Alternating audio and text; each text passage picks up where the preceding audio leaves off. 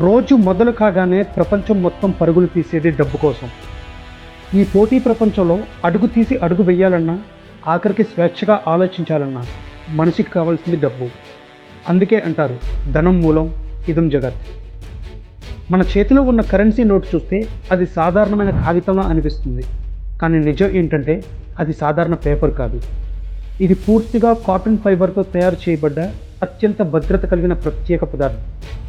Cotton నుంచి currency note కాగితం తయారయ్యే వరకు చాలా పెద్ద ప్రయాణమే జరుగుతుంది. ఈ ప్రయాణాన్ని చాలా సింపుల్గా అందరికీ అర్థమయ్యే విధంగా చాలా తక్కువ సమయంలో చెప్పడానికి ప్రయత్నిస్తాను. కరెన్సీ నోట్స్ తయారు చేయడానికి ఎటువంటి సాధారణమైన పేపర్ని ఉపయోగించరు. మనం వాడుతున్న పుస్తకాలు, చదువుతున్న న్యూస్ పేపర్స్ చెక్కతో తయారవుతాయి.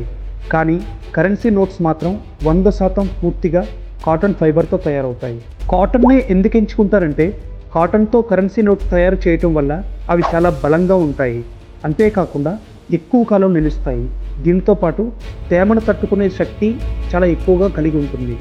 ఎప్పుడైనా గమనించారా, మన షర్ట్ జేబులోనో లేదా ప్యాంటు పాకెట్లోనో ఎప్పుడైనా పొరపాటున డబ్బులు మర్చిపోతే ఆ బట్టలను ఉతికేసినా కూడా లోపల కరెన్సీ నోట్స్ ఏమీ డ్యామేజ్ కావు. ఆ కరెన్సీ తయారీకి సాధారణ పేపర్కి బదులుగా కాటన్ను ఉపయోగించడం వల్ల కరెన్సీ నోట్స్ పాడవకుండా ఎక్కువ కాలం ఉంటాయి. ఇలా ఎక్కువ కాలం రావాలని ఏమాత్రం చెక్కను ఉపయోగించకుండా పూర్తిగా కాటన్ ఫైబర్ని కరెన్సీ తయారీకి ఉపయోగిస్తారు. కరెన్సీ కాగితం కోసం ఉపయోగించే కాటన్ పాత బట్టల నుంచి కానీ లేదా టెక్స్టైల్ వ్యర్థాల నుంచి కానీ తీసుకోరు.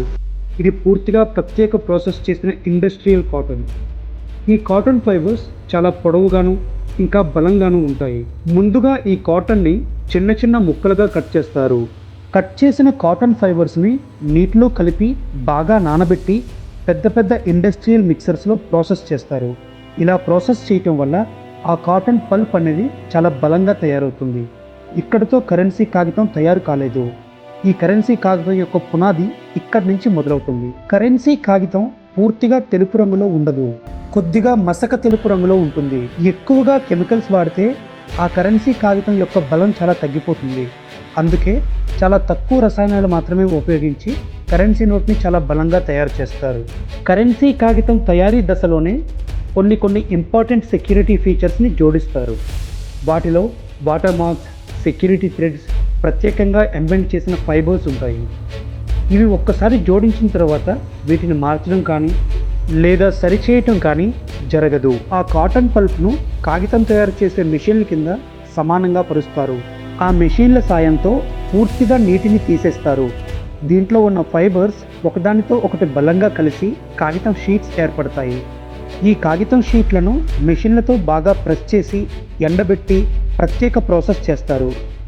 ఈ ప్రాసెస్ చేయటం వల్ల కరెన్సీ కాగితం సాధారణ కాగితం కంటే 10 రెట్లు బలంగా మారుతుంది.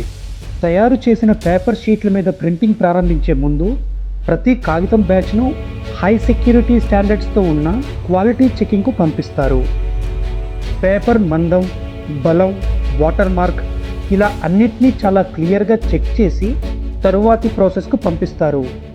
ఏ చిన్న లోపం కనిపించినా మొత్తం బ్యాచ్ని డిస్మాండిల్ చేస్తారు. ఇలా అన్ని రకాల టెస్ట్లను పాస్ అయిన పేపర్ బండల్స్ తర్వాతి ప్రాసెస్కు పంపిస్తారు. వాటి మీద ప్రింటింగ్ ప్రాసెస్ అనేది జరుగుతుంది. ఇలా ఎక్కడో తయారైన కాటన్ సుదీర్ఘమైన ప్రయాణం తర్వాత కరెన్సీ నోట్ రూపంలో ప్రత్యక్షమవుతుంది.